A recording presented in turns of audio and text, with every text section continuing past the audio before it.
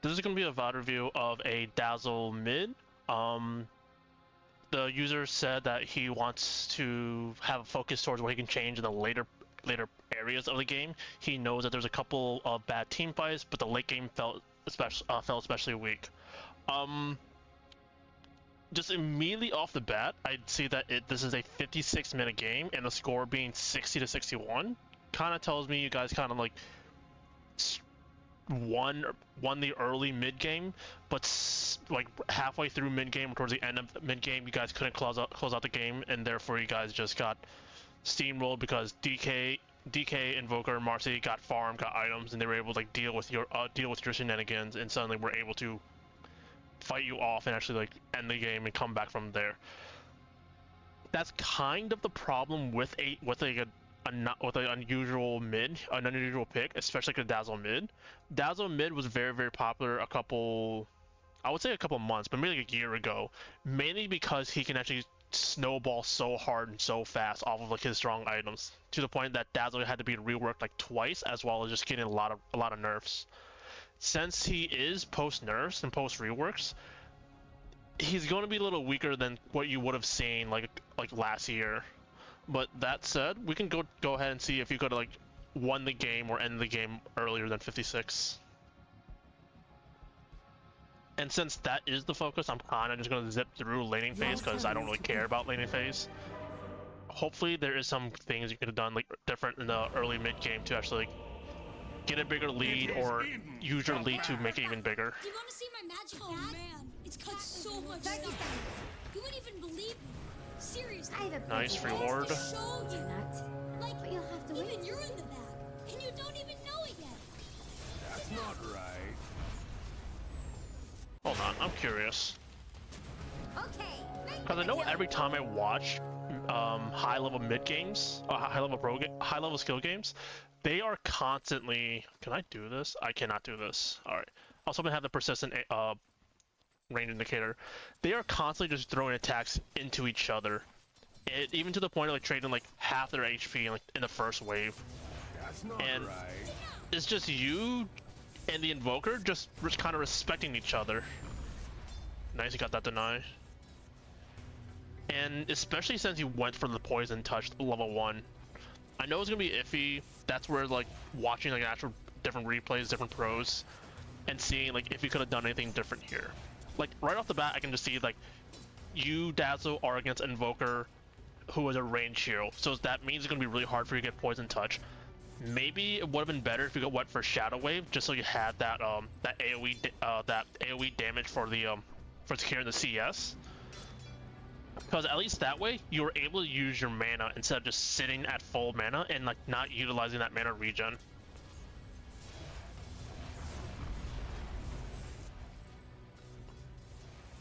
Like you're buying a Null's Talisman here to buff your mana regen, but you finally use the spell after you're level 2, and you don't even use Poison Touch here. Finally use it there. One real quick thing for laning, I can say this at least, is to just customize your scale build according to the heroes you're facing against. If it's a hero with like a smaller attack range, or if it's a melee hero, then obviously you go Poison Touch. But if it's something like, I don't know, Lina, Invoker, Clinks, someone, maybe not Clinks, but someone with a very long attack range, maybe skip the Poison Touch and go for like the Shadow Wave and play for level 2. Like, I'm seeing you denying the range creep under Sunstrike, and you're doing a good job on that. But what if you had like another tool to like fight against their last hits? You cast no shadow now. Dyer's middle tower is having. I'm surprised you're just floating. No, you just gotta kill the Invoker. Yeah, you're floating 700, 800 gold. I think you can definitely utilize your quick buy option here a lot more. Just throw the items in there just so you are aware when you have enough gold to buy them. I'm not surprised you don't go bottle because like you're winning your mid lane so well, and if you had more regen, more mana, more health, you can be just actually diving the Invoker with Poison Touch, with Shadow Wave, with everything else in between. Dyer's top tower is under Yeah, this is a very weird lane because you bought the Blightstone, or the Orb of Blight, but you're not really utilizing it at all. You're not able to hit the Invoker, so you're not able to utilize like the 3 points into the Poison Touch. So this is kind of a waste of like the first level, as well as 300 gold out of your starting items.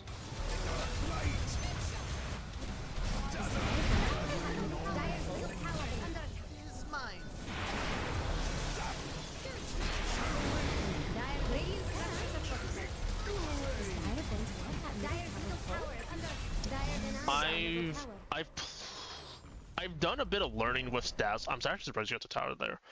I've done a bit of like I've done a little practice with Dazzle, mainly at support, and I know that he's very, very strong at taking ancients. I think what you could have done is like, if you know you can't kill the Invoker and you're just trading farm like this, you just do like you should just shove the wave into his tower to buy yourself some time to run over here and stack these two camps, especially the ancient. Because you have the Poison Bloom facet, you are able to take the ancients very, very fast and just amplify your farm. And what that will also do is that'll free up mid, and if you want to be like a real good team player, you can tell one of your supports, like your Warlock 5 or your Invoke, your Rubik, to hey, take over mid, get your XP, and once they hit their level 6 faster, then they can go play with you. Because like, imagine you get Golem a minute faster. Imagine that Rubik can actually start sealing spells like 2 minutes faster, and that can all be started by you going, taking your ancients, and just letting your support just soak the XP mid.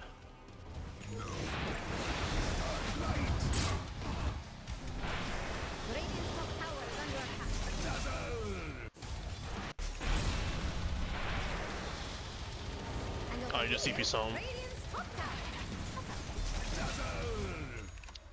Yeah, this is like, you finally do start taking the ancients at like 8:30 or 8:50. But one, you don't kill it off, so this camp isn't gonna reset. Actually no, yeah, you kill it off after the minute. So you're not gonna get, so you got the 8-minute camp, but you're not gonna get the 9-minute camp, and this is gonna like take farm away from you. Dazzle with the Poison Bloom facet is one of the few heroes who can take the ancients super early. I do it when I'm only level 5, and that just allows me to like amplify my farm and get me faster to like an Aghanim Scepter. Dire don't look too scared of Radiant's top tower. You can probably still watch the Dazzle games from like a year ago, or like whenever the last time Dazzle mid was popular, and you'll see that like, sure, they have their supports making stacks for them, but you can still just take the ancient camps by themselves. You don't need to have a stack. This is brave. I'm not sure why you're going for. I know why you're going for the kill. I'm just not sure why you're like trying to get a kill here. Like, you don't have your item just yet, and it's against a DK who's already super tanky. Like, unless he's like specifically feeding himself, there's no way you can actually just kill through how much armor does he have? 11 armor. Even with your Blightstone, even with your passive, you're not going to be able to chunk through 1100 HP and 11 armor. Like, just focus your farm for your Ags, and this can help you increase your damage output as well as your farming speed.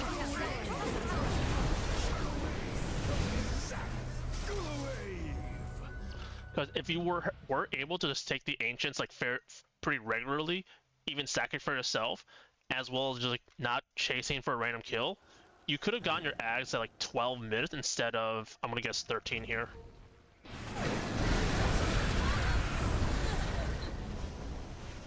Dire's top tower.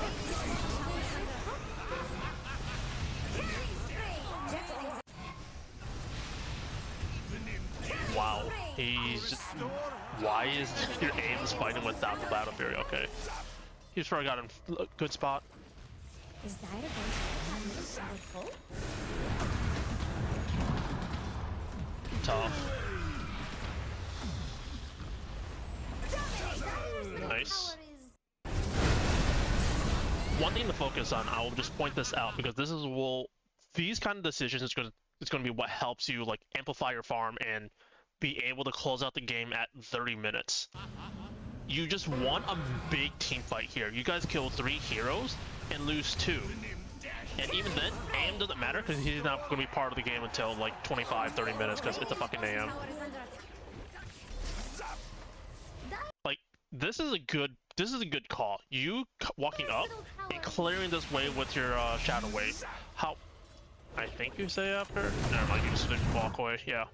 Never, you actually did it. But like, what I was trying to get at was, you want to just minimize the amount of time you don't want to be hitting towers, especially if you're not able to take it within like a short time span, like a 10 seconds or 20.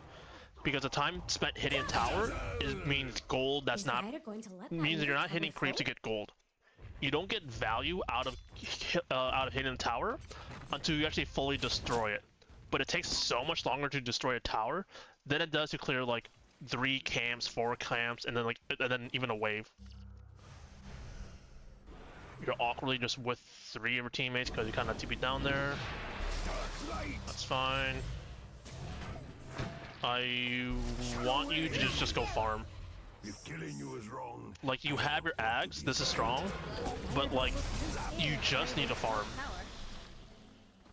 And over here, Radiant's top tower. Hey.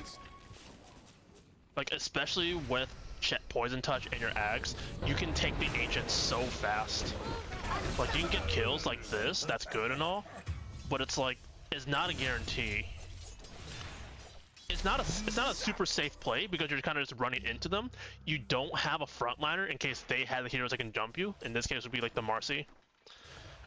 But in other games, it would be like whoever has Blink, because 15 minutes usually when they finish it. Like, you just need to focus on farming. There's no need for you to like focus to try to like go and kill people.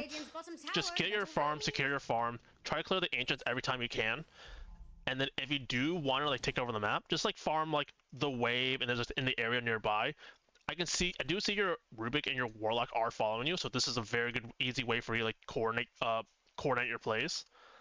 But if you really want to have like a full team fight, try to make these movements towards an ally that's like already pushing up in lane, because that ally can be served as like a bait. They can serve as a bait for the enemy who are trying to gank them, or they can come over and serve as like a front line or a distraction for you.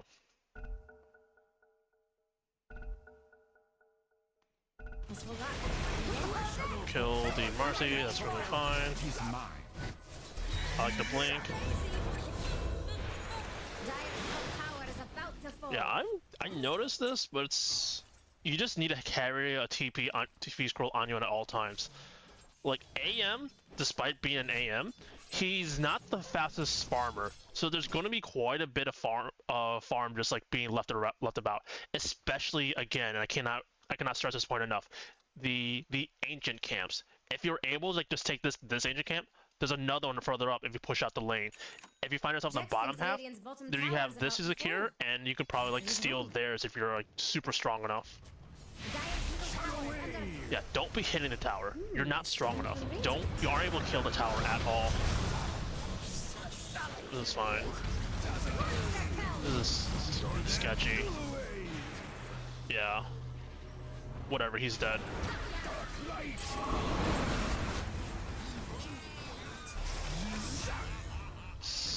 Ah, unlucky. Like, this just feels... This fight just feels awkward, mainly because, one, you just don't have anyone to, like, start shit, so you're waiting for them to go in on you, so you're waiting on them to make a mistake. You guys don't have good vision in the surrounding areas, like, you don't see the triangle, you don't see the main jungle, you're just here to hit the tower, just to hit the tower. They do start on you here, right? Yeah, they start on you with a Marcy killing the Phoenix early. You lose your Rubik so quickly, 0 for 2, because you guys are just strong here, but feel like you need to press your advantage, so you decide to like run into the triangle. But that's where like their team is waiting for you on the high ground.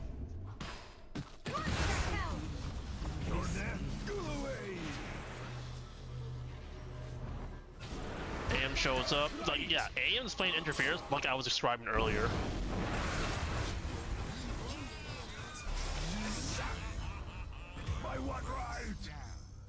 but like you're not any stronger than you were. Hold on, I can actually show this much easier. Dire's middle tower is under Quarter speed, so not too much happens. Graph, scoreboard. Where I don't never remember where it is. Graph, player items. Rue, Dazzle. 13 minutes to what? 19. You finish your ags. That's your big power spike at 13 minutes. But for the next 6 minutes, all you really get is a blink dagger. And I haven't really seen you be able to use a blink dagger for like active, if you're really like diving plays or just being active and just killing people.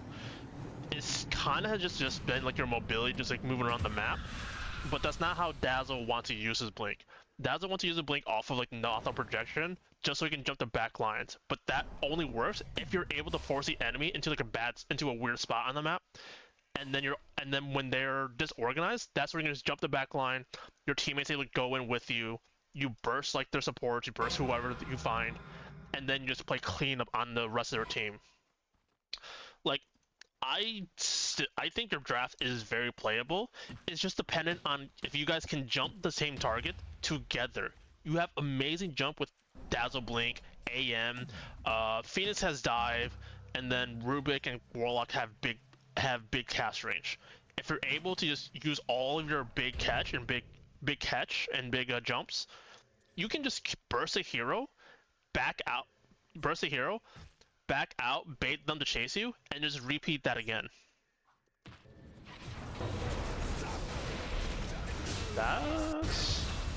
I'm assuming you're trying to go for the hex off the poison touch.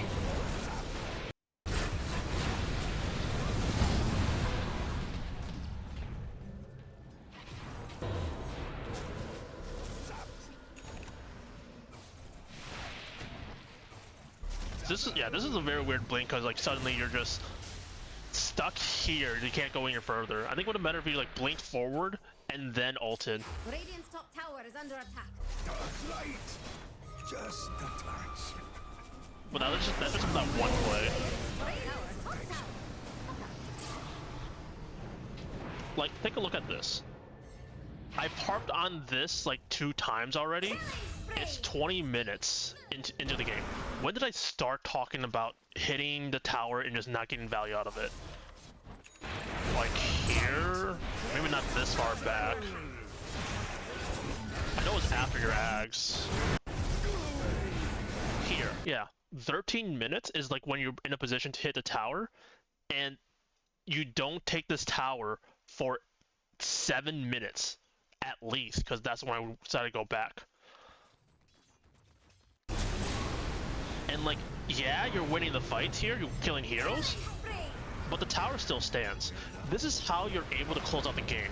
You take down towers, you close off the map, that opens up more farm for you, and because you have access to like 2 more camps, 3 more camps, whatever many more camps, you're able to just get more items and more levels than the enemy. And once you fill up like your 4th or 5th item, then you are able to just like be super aggressive and just kill them. I don't agree with this moon shard. I don't think this is what you should be building. If you have the Blightstone, I think it's fine for you to finish up like well, I'll leave it up to you to figure out like the Dazzle core build, because obviously I don't play Dazzle core because I'm a support player. And then the guide I use is off of like a Dazzle support player who just builds super greedy. But I've seen them go like a Desolator into like a Dragonlance into other items like that. I just never see a 3rd item Moonshard. Like, you're a universal hero. You are able to take advantage of the stats. And you might as well be able to take advantage of like your extra attack range, and like, I think he has a really good attack animation. It's like he's able to attack so far away and it feels really clean, just like auto attack and last hit.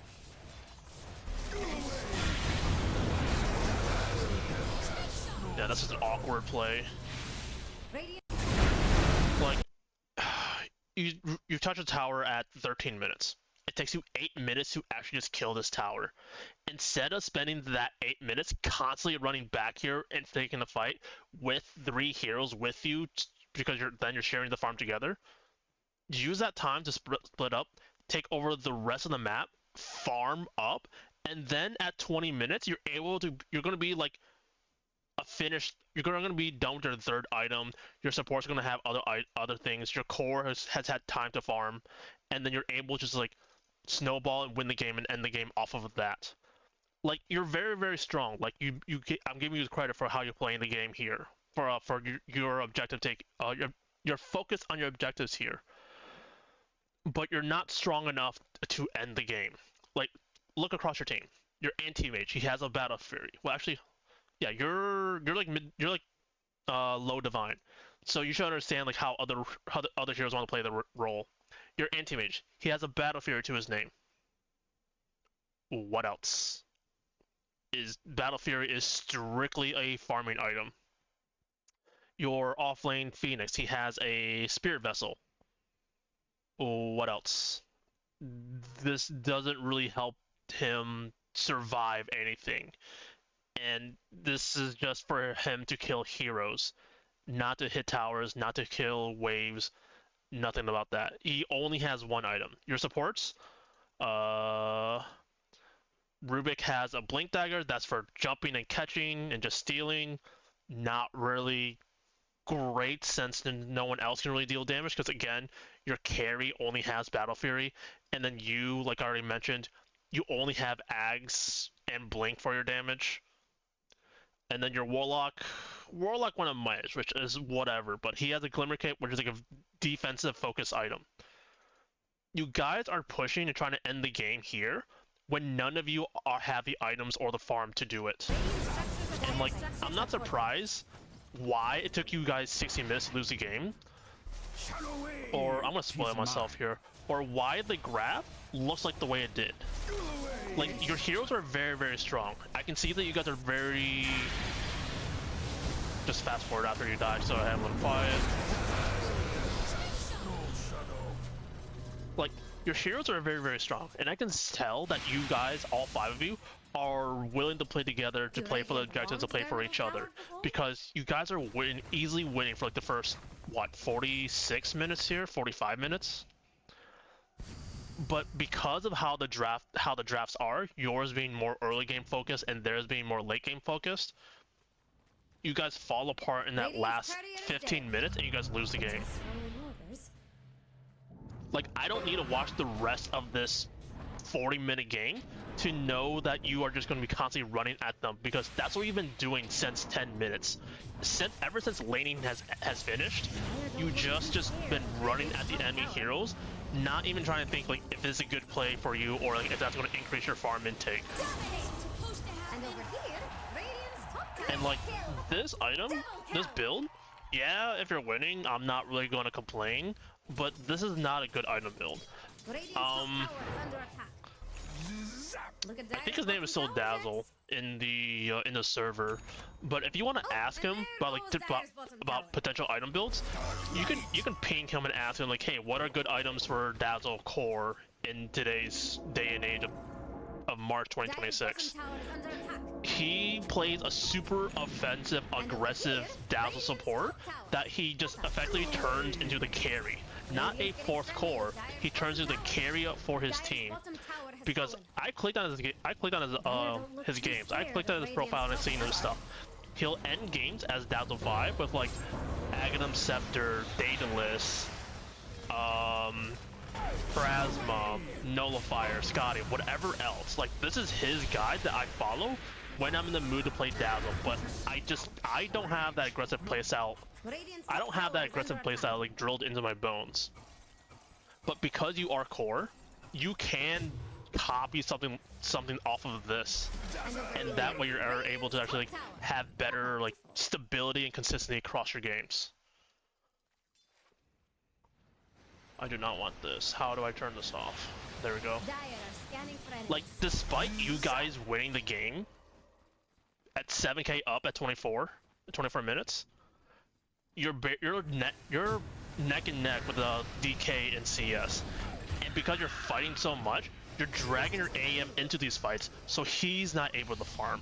He's third in CS, even though he's an anti-mage with a finished Battle Fury.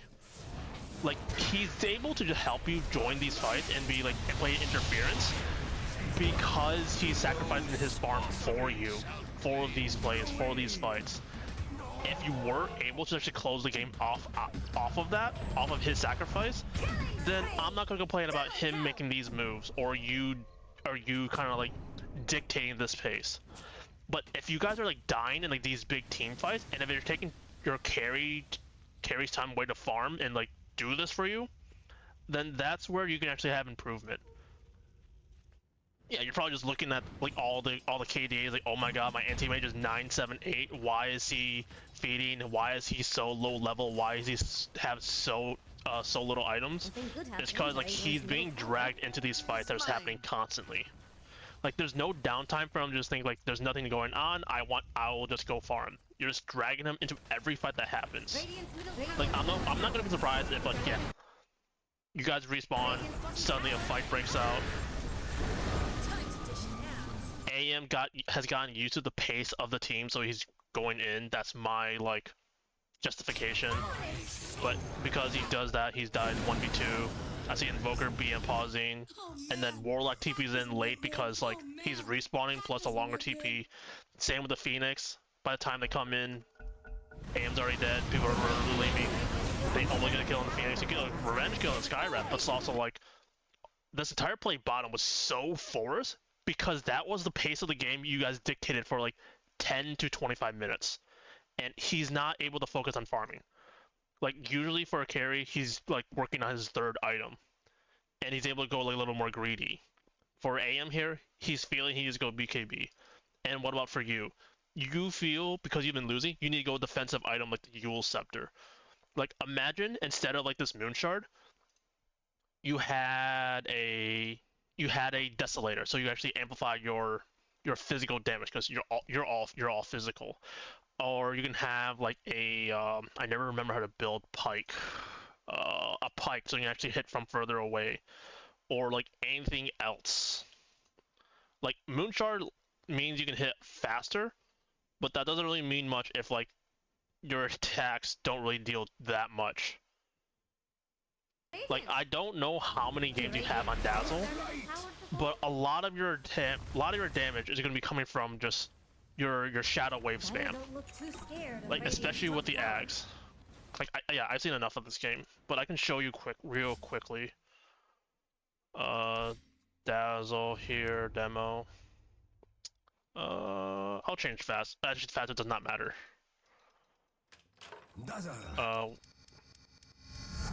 Say you're like this level. I renew my lady vows. Prepare for battle.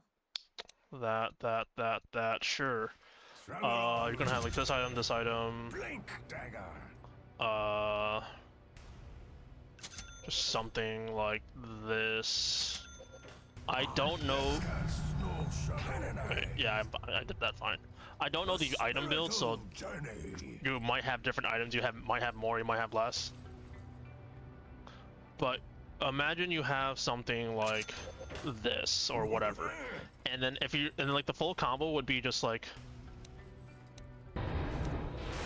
you right click E and then right click again, and then this will be off cooldown soon enough, and then you just E again. Actually, instead of a Dragon Lance, you can have an Octarine Core or something like that. Reset spells. Reset spells. Just do that. Like, only 3 attacks, but you're dealing like 1500 damage to the target here. Like, change up your build. Allow yourself to actually focus on like being a spellcaster with the Shadow Wave, because like you attack off of Shadow Wave, and then amplify your physical damage off with a Desolator. Like, this is like the most common item build I've seen off of Dazzle when it was core. Yes. Just Ags, Blink, Deso. Like, if you're able to just fix these mistakes, I can easily see your games becoming a lot more stable. And then whenever you guys get a big lead like this, where you're like 7k up at 6k up at 20 minutes, you end the game at 30 minutes. Don't over push, don't overstay, know when to back off, secure your farm, secure your advantage, And then once you have a big enough lead, that's where you can just run down a lane, take their high ground, and suddenly they have nothing to do against you.